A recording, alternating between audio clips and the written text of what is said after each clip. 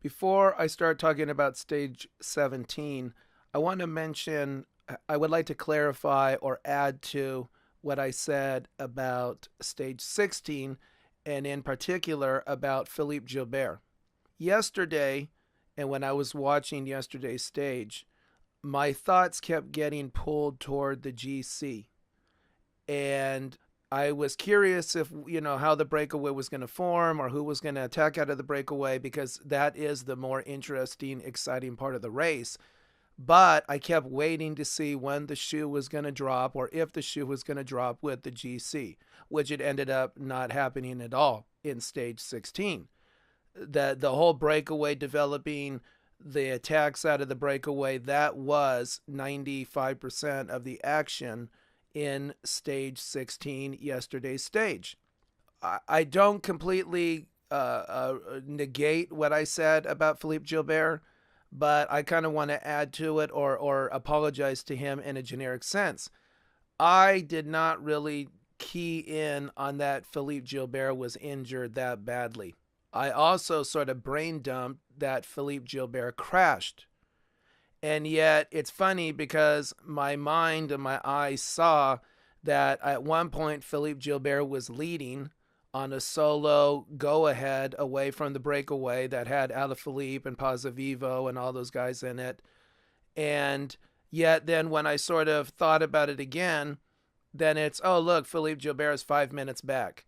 That was more of a faux show attack or a TV attack. That's where I want to apologize to Philippe Gilbert and to Quickstep. I completely brain dumped in all my thoughts churning around in my head. And it's interesting how thoughts can be there and they can stay in the mind, and then thoughts can leave the mind and new thoughts come in. So you can think you're going to talk about topic A and you end up talking about topic B, or you end up talking about topic A1, A2, A3, that kind of thing, some kind of a sub tangent of topic A. And then that leads off into topic C or something like that. So here's the thing. Do I really think Philippe Gilbert was going to ride all the way to the finish line? No way. Or I'll say it like this, 10% chance. That's why my mind keyed on it not really being a real attack. But here's what my mind missed, and I should have pulled back in when I came to do this, when I came to talk about it. I should have keyed on the fact that Julian Alaphilippe and Philippe Gilbert are on the same team, on Team Quickstep. And so what Quickstep was trying to do was to get Philippe Gilbert out, hope that he could get over that climb, down the descent, and then up the next climb, and then Julian Alaphilippe could have attacked out of the breakaway, ridden up to Gilbert. Gilbert could have helped pace him, and then together they could have gone over that Col de Portelin or Col de Portelin or whatever. The double L's is a Y. Sorry, I don't speak French. Anyway, and then Julian Alaphilippe could have ridden away from Gilbert and gotten the stage victory. But although that is a good plan, I don't think it would have happened that way anyway. So regardless of whether Gilbert crashed, I think what would have happened is when they hit that flat stage, I doubt that Julian Alaphilippe and Gilbert could have ridden as a duo across that flat stage without Adam Yates and Mollema and Pozzovivo and Izagirre letting them get away with that. So what I think would have happened is if Gilbert had not crashed, even if he was riding strong, and the idea was for Alaphilippe to pace off of Gilbert and use him to get over that last climb and then to do the descent to the finish, I don't really think it would have played out that way anyway, because Adam Yates would have seen that was the plan, and he would have worked with those other guys, Izagirre and everything, to attack and to pull them back. That being said, was it a bad idea by Quickstep? No. And could have Gilbert helped Alaphilippe pace up that last climb to then launch him into the attack on Adam Yates? Yes. Okay, so where the main apology comes in is that I did not mention this aspect, for one, to honor Quickstep and their good tactics. Two, I dishonored Philippe Gilbert by not bringing up the fact that he crashed. and it was miraculous he didn't get killed or get crippled or you break his back or something like that. Luckily, he just ended up with a broken patella and some other damages, some other injuries. So he is unfortunately out of the Tour de France. But the fact that he was able to get back on his bike and ride is a miracle of sorts. That being said, that is why he then was 5 minutes back. It wasn't that it was a show attack or a faux attack, kind of like I said, or that it wasn't serious and then he just fell back. Of course, he fell back, and I didn't mention it because he was hurting and he was basically in shock or rattled from the crash, and he was not riding at 100%. Okay, that being said, it still, I don't think, was real in the sense that he and Alaphilippe were going to make it over the Col de Portelin, and then he was going to lead out Alaphilippe to descend and win yesterday's stage 16. Okay, now here's the thing. So it worked out anyway. Because, and I think this is why Alaphilippe sat back, and this is where I can see the genius of an Alaphilippe and the minutia now of getting into the mind of a Tour de France rider or the mind of a professional cyclist, how you win these stages or how you approach them. So, okay, so let's say the idea is Alaphilippe is going to look for Gilbert. Gilbert's going on that solo attack, so Gilbert doesn't crash. Okay, so Alaphilippe is going to bide his time, then he's going to attack and ride to Gilbert. Okay, so in a perfect scenario, he rides to Gilbert. They drop Adam Yates, they drop Izagirre, they drop Mollema. Alaphilippe leaves Gilbert behind, but maybe they win 1-2. Alaphilippe comes in first, Gilbert comes in second. That'd be like the perfect scenario for Quick-Step.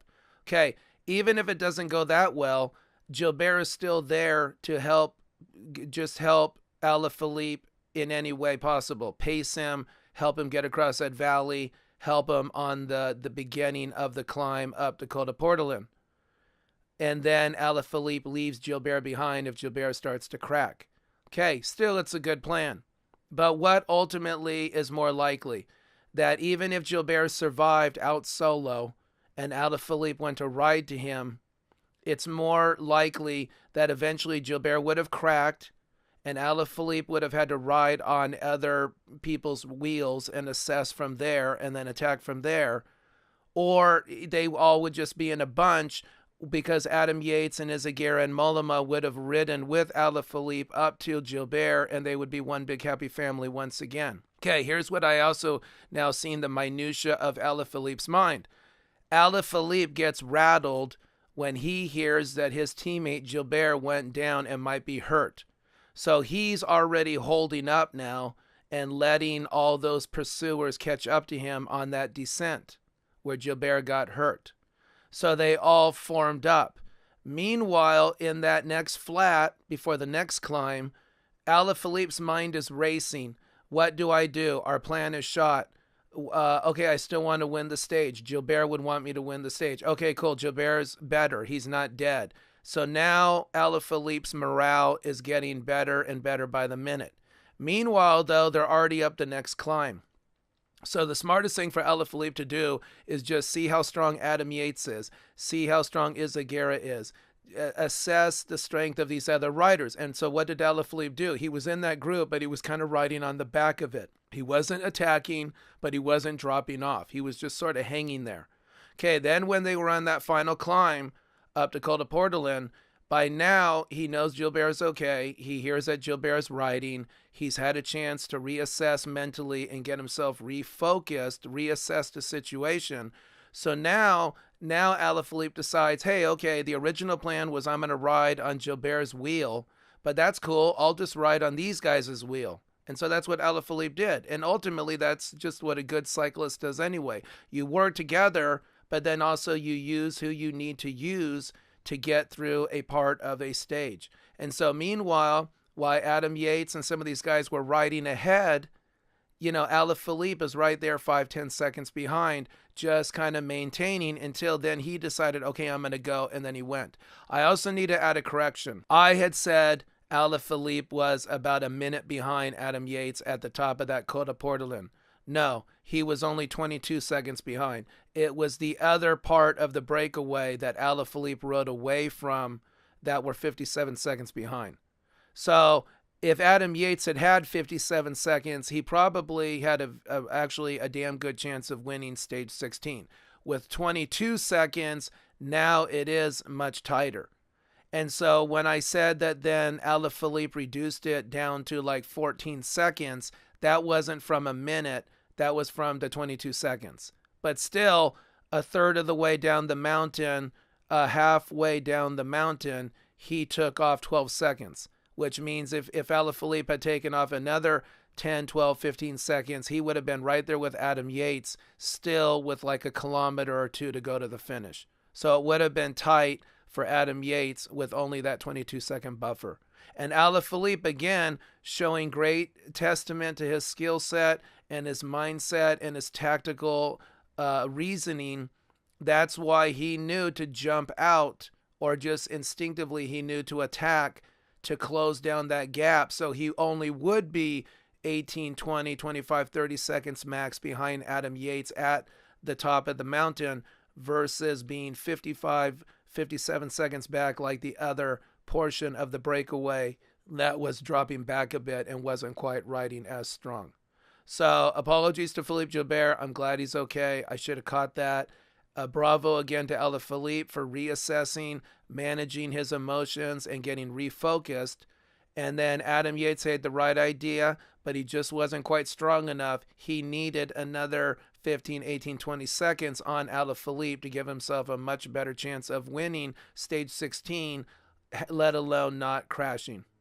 Okay, thanks, and on to stage 17. Stage 17, pretty hot, but fortunately on the last climb, the Portet, it's misty, cloudy, not cold, and not wet, where in some years past they even got some snow up there, but very hot stage to begin with, but then much cooler and mistier up on the last mountaintop finish. Quick factoid, up until this point in this year's tour, no French team has won a stage, and that's the first time it's been like this in a long, long time. Luckily, or fortunately, they have had riders like Alaphilippe win stages, but it has to be frustrating and a bit disconcerting that they don't have a team that has been able to win a stage. For Froome, is he going to go on his own and try to get up into yellow, or at least secure his second place finish? If Dumoulin goes, would that then give Froome an excuse or a reason to pursue Dumoulin, and then from there he could then go on a solo attack? Or is he going to just protect and pace with Thomas and then only keep his second place lead over Dumoulin, but not to the point where he's going to go and try to get yellow? And when it comes to these GC contenders and climbing, you think about how physically and call it genetically and mentally there's that balance in how they approach these climbs. So you think it's all about how close can you get to your personal red zone without going so far into the red zone you can't recover and then you crack and lose a bunch of time. So you think about, right, there's sort of the factor number one, which is just your genetics. Well, how blessed are you genetically to be physically strong enough? Then you think about it's more of a real time or local factor based on each stage and that point in the person's life and in that point in their racing career. Day to day, how well do they recover? And what is their level of fatigue? Because, you know, you could be riding really well and then the fatigue kicks in suddenly, or you can think that you're fatigued, but you're actually able to recover and bounce back, and you actually feel much stronger a day or two later. So it's understanding not only within the genetic makeup of the rider, but then day to day, how well can they manage their recovery? How well can the team manage their recovery? And then do they have that knowledge? Do they have that self-awareness to know how much further they can push the next day or in subsequent days? Where you don't want to cross the finish line and then know, oh, I could have given more. I should have, and I could have pushed harder. But then there's kind of that catch-22, or there's a little bit of that self-awareness factor where yeah, you can cross the finish line and think I was too conservative, where you have regrets, but then maybe a day later when you are very fatigued, you're happy that you didn't push so hard. So right from the beginning of the stage, this rider, Kanger, goes for it. And you have Valverde in pursuit, and then even Adam Yates in pursuit. Alaphilippe also jumps out of the peloton soon after and pursues, trying to lock down those King of the Mountain points. On the first climb, Alaphilippe is about 26 seconds back, and he has Herrera with him. Valverde and Adam Yates, with people like Nieve and Soler, they're a minute 5 back. Yates is bandaged up, but he's riding pretty well. And once again, he's given it a shot. Quintana, again with that little bit of bad luck, he hits a barrier that's on the side of the road, which jacks up his front wheel, so he loses about 15 seconds while they do a front wheel change. He actually then needed to do a second front wheel change, but it wasn't too big of a deal. The peloton wasn't riding really hard. It was near the crest of that first climb, so it was starting to plateau out, and it wasn't quite so steep, but then also not to the point of the descent where he might have gotten dropped on the descent. So he made that 15 seconds up, and he got up to the peloton. But remember, that's to the back of the peloton. Kanger, still maintaining his solo breakaway, he goes over the Paragudas first. Alaphilippe goes over second with Durasek and Herrera with him. So you have Kanger out front, and then 3 pursuing with Alaphilippe, Herrera, and Durasek, and then you have that Valverde, Adam Yates group behind them. On the descent of that first climb, the Paragudas, Alaphilippe is about 10 seconds, and Durasek is right there with him. And eventually, they catch up to Kanger. So to give you an idea, on the descent, they were going about 75 kilometers an hour, maxed out at 87 kilometers an hour. And on the way up, Kanger was doing 22.1 kilometers per hour. Valverde was at 21.4 kilometers an hour. And Geraint Thomas, back in the yellow, was doing 20.2 kilometers an hour.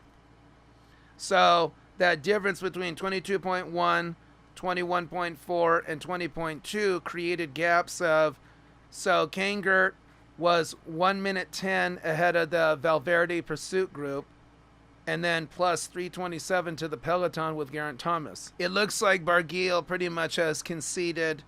He was back with the peloton and then even dropping out of the core peloton on that first climb. You figure there's a couple basic approaches unless you're a really strong climber and a really strong GC type contender when it comes to a serious category 1 horse category type climb. You can either go out in front, try to get a little buffer, and then fall back into the peloton as it catches up to you and then just try to hang on. Or you can choose just to stay in the peloton, try to pace off of that group, and then sort of hope that there's no major attacks or major increase in the pace of the peloton, and then just conserve your energy and continue to observe and react off of what the group is doing. At this point then, is that what Valverde is doing? Is Valverde actually trying to win the stage? Is he trying to set himself up to support somebody from Movistar, like Quintana or Landa or both of them? Or is he just getting out, trying to build up a little buffer, knowing that he may get caught, and then this way he already has that buffer to fall back into the peloton, where if he started out staying in the peloton and he got dropped, he could lose even more time.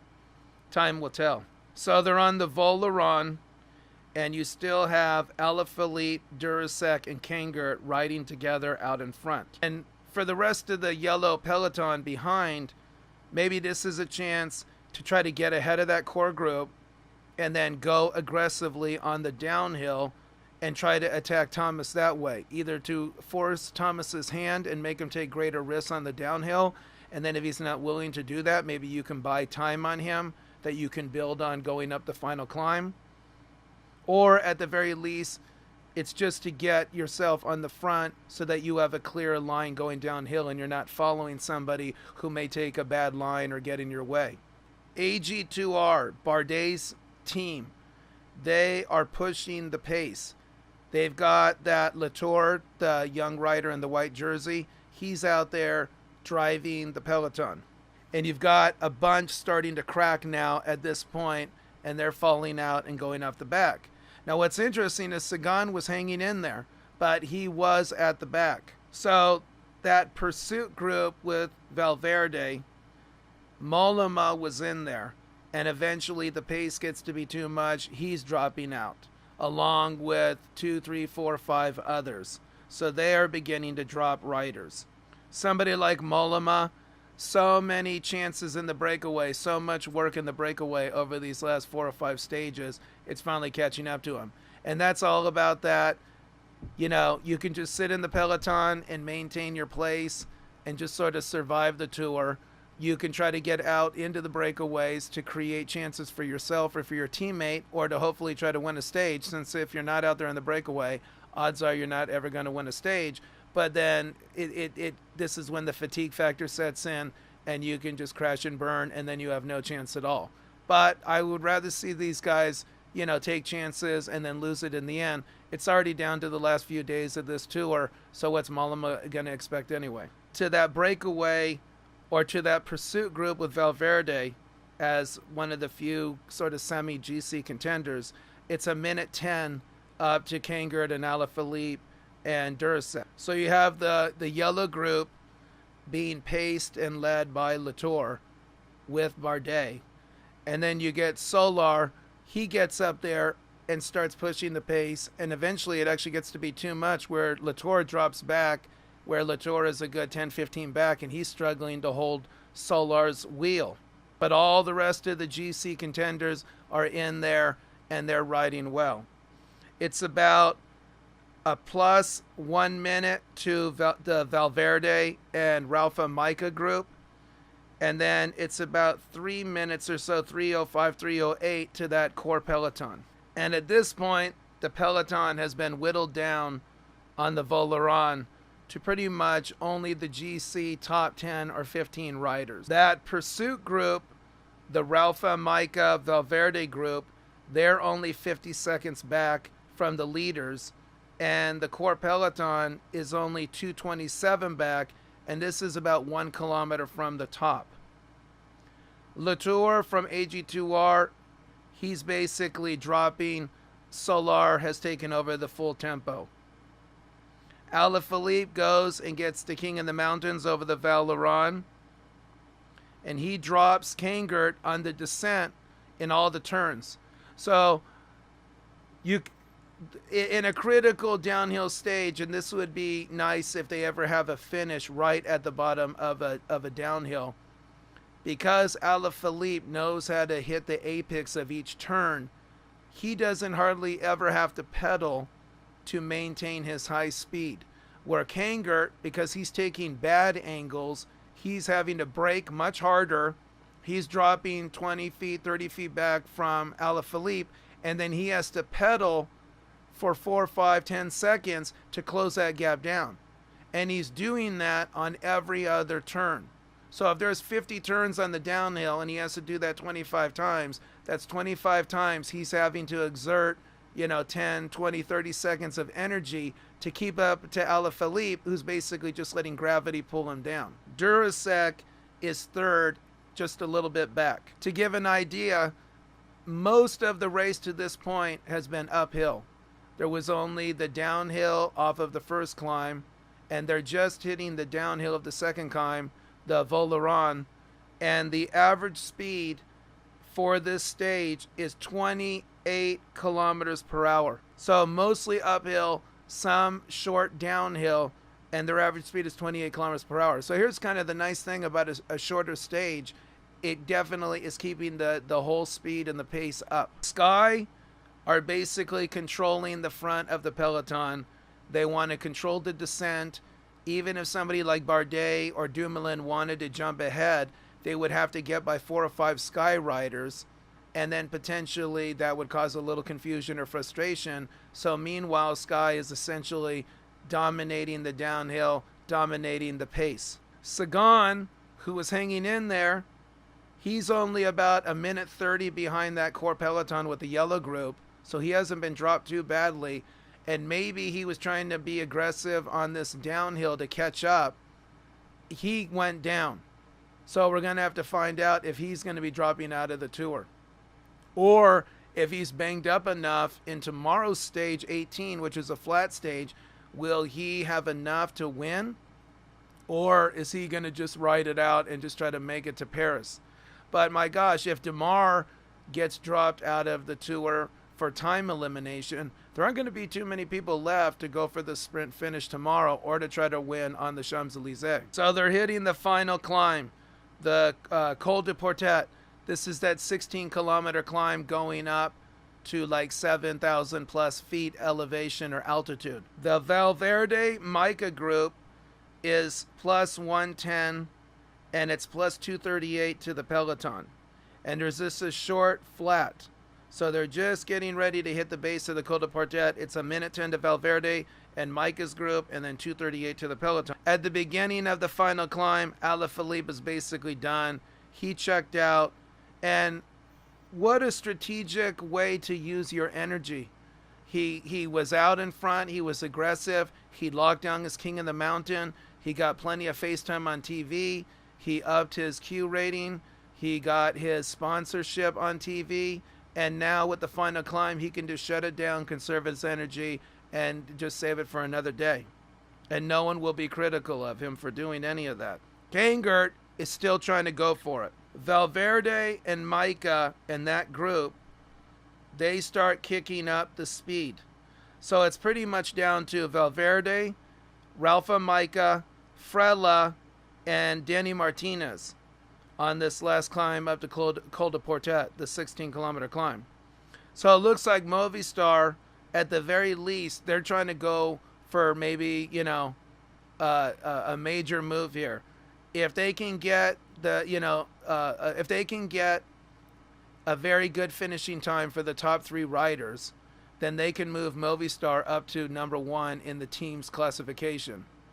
2, if Valverde or Quintana or Landa can win the stage, that's another notch in their belt, and or they can move up in GC. Movistar, let's say with Quick Step and those guys who dominate in more of the breakaways or the sprints, Movistar is a core team that goes for the really serious moves, and I can appreciate that. Out of that little chase group, Frele starts to get dropped, and then he basically drops out. So back with the peloton, you still have Solar from Movistar pushing the pace, driving the peloton. So Movistar were key players in today's stage. Kangert up front, trying to make it to the finish. He's about 250 or so, 255 to the peloton. But he's got to still go like 13 kilometers to the finish. Dan Martin, he jumps out from the peloton, not so much of an attack, more just trying to get out in front to try to make a move for this stage. And again, bravo to Dan Martin, great tour, bad luck, but look at, again, he's making another aggressive move. And Quintana goes too. And Quintana actually gets up and gets in front and starts to drop Dan Martin. And you have Adam Yates, who then tries to get in with Dan Martin and Quintana, as Adam Yates was dropped out of that pursuing group of the Valverde Mica. So for Adam Yates, he's got to find a way just to hold on, because they're still out in front of the yellow jersey peloton. They're behind Kangert, but maybe he can hang with Dan Martin and Quintana and then fight his way up to Valverde and those guys and Rafa Mica and still have a chance to recover, get himself back into a good state, and then drive on to the finish. So you have Quintana, Dan Martin, and Adam Yates as a small group, but Quintana's just doing his thing. He's driving. It's more whether or not Dan Martin and Adam Yates can hang with them. And they come up to an Alaphilippe who's fading back, who's done for the day. And it was pretty cool. Alaphilippe honored Adam Yates as they passed him, since he knew that was pretty rough luck. Adam Yates crashing where they couldn't go mano to mano there at the end. Sky, at this point, is just riding tempo. Roglic attacks. So you've already had Dan Martin and Quintana go out from this yellow jersey peloton. Now a little later, Roglic attacks and Froome follows, basically to cover Thomas.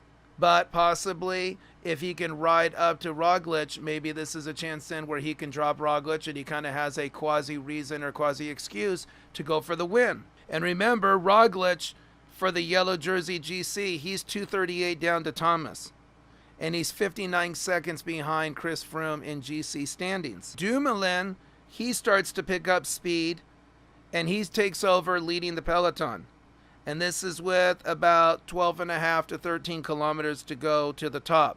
And this starts to knock out Zakarin. Zakarin is dropping out of this GC group. Fuglsang is struggling on the back. And what's pretty amazing is that young rider from South America, Bernal, on Team Sky, he's hanging in there. He's actually riding with this yellow jersey peloton, doing really well. And Sky has 4 riders in the peloton. So they basically make up almost half of the peloton, or they make up about half of this yellow jersey peloton at this point. So Kangert is plus 115, 117 to Valverde and Micah and the remnants of that group. And then it's 143 to Quintana. And then it's plus 202 to Roglic and Froome, and plus 229 to the yellow jersey. So Roglic and Froome are about 25, 27 seconds in front of Geraint Thomas and the rest of the GC. And Quintana is about 15, 17 seconds in front of Roglic and Froome. And he's barely behind. He's like 25 seconds or whatever behind Valverde and Micah. Dumoulin pulls back Roglic and Froome. So they're all one happy family again. Quintana, he's going for it. The guy is finally doing what he always needs to do. It's frustrating that he can do this in a year, or he used to do this when he would get second and third, but he's never quite strong enough or together enough or has the luck to get himself first place. But in today's stage, this is classic Quintana. He's doing really well. So Quintana up to a slowly fading or just pacing Valverde. Dan Martin is behind Quintana. He can't hang with him. Valverde and Quintana and Micah are plus 115. So Kangert is still holding on. The yellow with Roglic and Bardet, Landa, Kruijswijk, Froome, Thomas, and Dumoulin, they're plus 48. And Dan Martin is kind of stuck in between. He's in no man's land. He's plus 127. So he's a bit behind Valverde and Quintana and Micah, and he's a little bit in front of the yellow jersey group. And this is about 12 kilometers to go to the top. And it's kind of sad. Is Kangert playing the role of Nieve, and he's going to get caught just like Nieve did? Or can he sustain this? Valverde is dropped pretty much for good. So Quintana is carrying on. And even Dan Martin catches up and passes Valverde. And they're inside the 10 kilometers. It's plus 30 seconds to Quintana and Ralph Micah, and it's plus 120 to the peloton with the yellow jersey. Bravo to Micah too, by the way. He hasn't had a great tour, but in this stage also, he's riding really well. It's only plus 10 seconds to Quintana and Micah, so Kangert is basically done.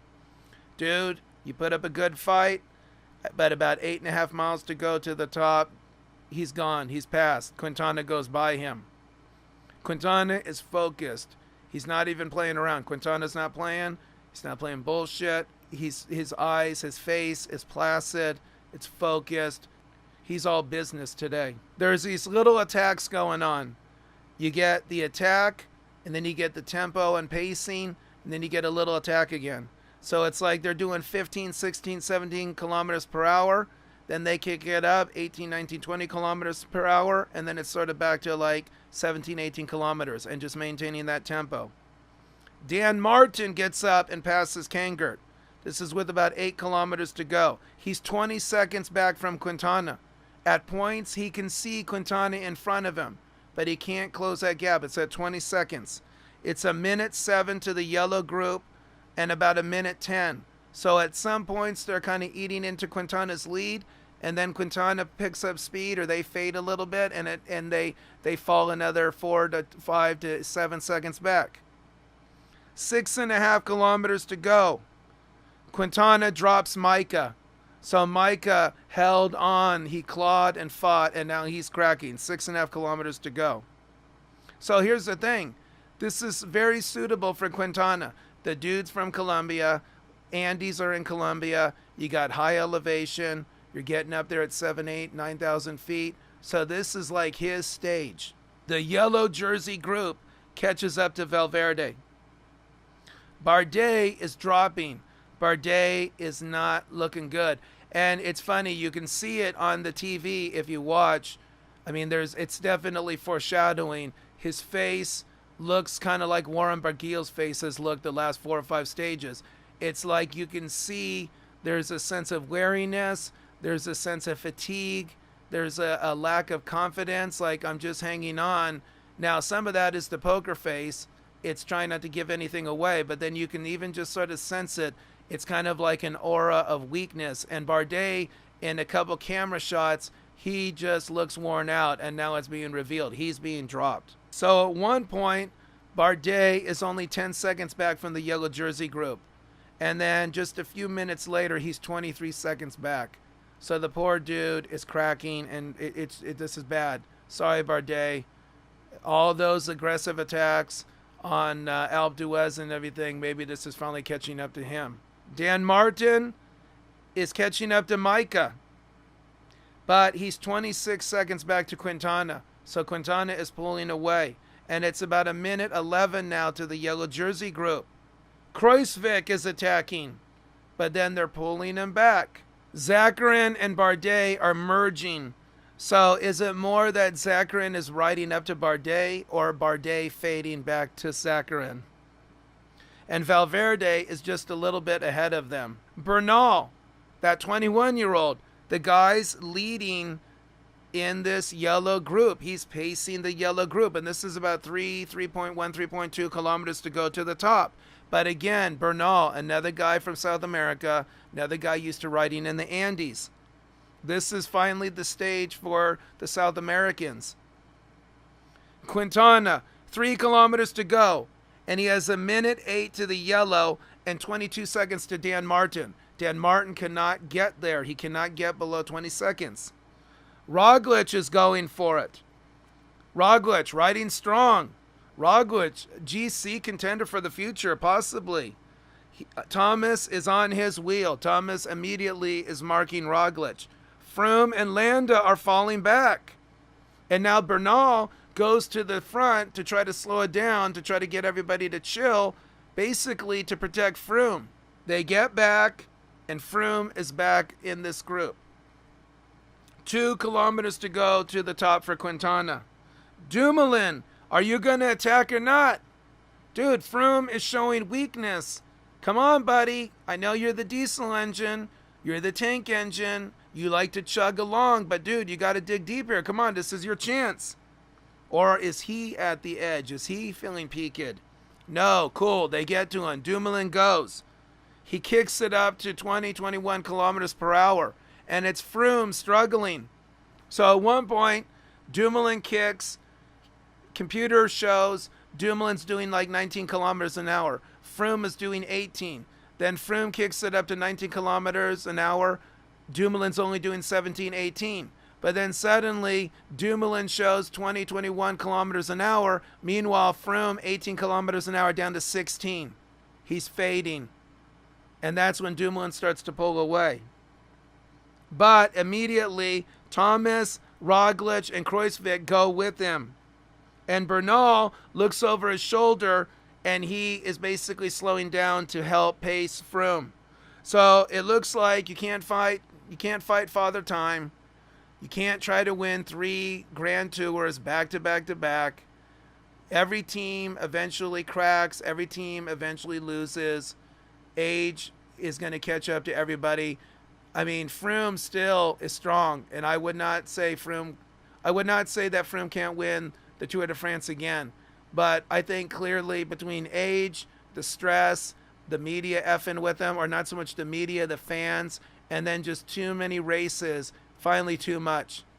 So is pride gonna hit him, or is the pressure of Sky gonna hit him, and where they're gonna say to him, sorry, Either you just target the tour, and even then we might eventually back a guy like Bernal to be the team leader, or you can ride the Criterium du Dauphiné and then the Volta, but we're going to pick somebody else for the tour, that kind of thing, like where he just loses a little bit of prestige. I don't know. Maybe this will just be a small blip, and he'll just come out and say, I overextended myself. Or is Sky going to douche him like they did to Bradley Wiggins? And I wonder if Bradley Wiggins is smiling a little bit. Probably not. He's a gentleman.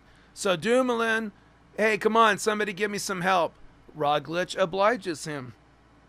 Quintana, 1 kilometer to go. He's got it.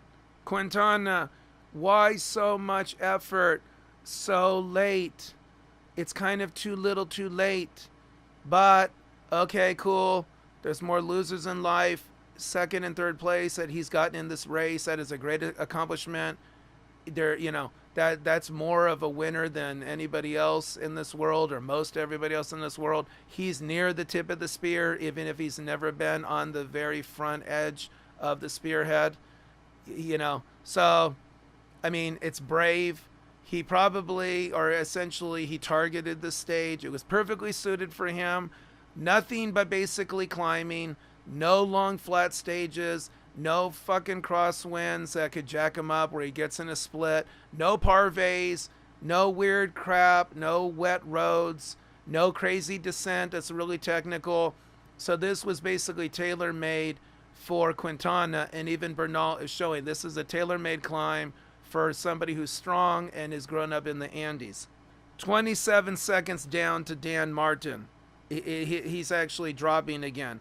59 seconds to the yellow, and a minute 13 to Froome.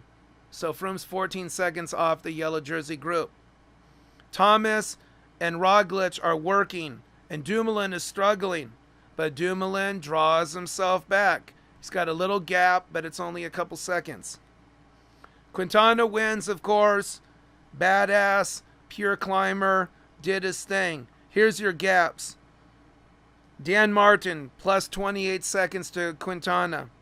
Plus 47 seconds to Thomas. And Thomas is kicking ass. 32 years old. Bravo, my friend. Or you're freaking using the best drugs out there. But you know what? I don't care. I mean, I care, but I don't care. This is a hard freaking race. And I think most of these guys are generally clean, because even Froome is showing fatigue. No one is just literally riding away from the rest of the group, except for, in an occasional strategic point in each stage. But it's kind of like in years past when there was heavy doping, the strongest rider would take off and they would gain 40, 50 seconds, and they would do that once or twice or 3 times in a race. This is more, everybody's kind of even Steven, and it's those little nicks and cuts, the 30-second gains here, the 1 minute gains there from a crash or a puncture or a crosswind or a time trial that have mainly set up these time gaps. And overall, it's just then been smaller gains, less than a minute at a time, or even less than 30 seconds at a time.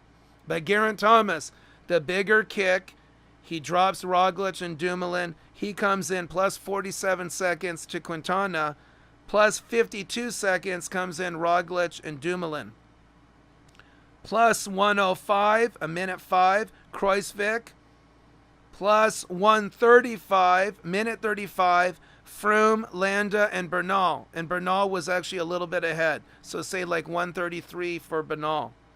Plus 201, Zakarin. Plus 221, Micah. So he faded, and Zakarin actually kicked it in a little bit there at the end. Plus 235 to Bardet. And Valverde came in a few seconds ahead of Bardet. So in your GC, Thomas in yellow, Dumoulin now second, plus 159. Froome in third, plus 231. Roglic only 16 seconds down at plus 247. Quintana got himself up into 5th place, plus 330. Kruijswijk, plus 419. 4 minutes 19. Landa, 4 minutes 34. Bardet dropped. He's now plus 5 minutes 13 seconds. Dan Martin got himself a little gain, plus 631, and Fuglsang holding on in 10th place at plus 931. I don't know how much these guys are going to have left on, Friday, a 200-kilometer stage, and it finishes with basically 3 climbs, one after another in sequence with 2 small, short descents, but then a long descent to the finish. You figure no one's going to want to risk doing what happened to Adam Yates or Peter Sagan. So you think most people are going to be pretty conservative and are going to be happy to have what they have and then see what they can do in the time trial. But like Roglic to Froome, that's a little nervous, but I think Froome can hang with Roglic overall. And then you have Roglic to Quintana, and then you have the Kruijswijk to Landa. Those are smaller gaps.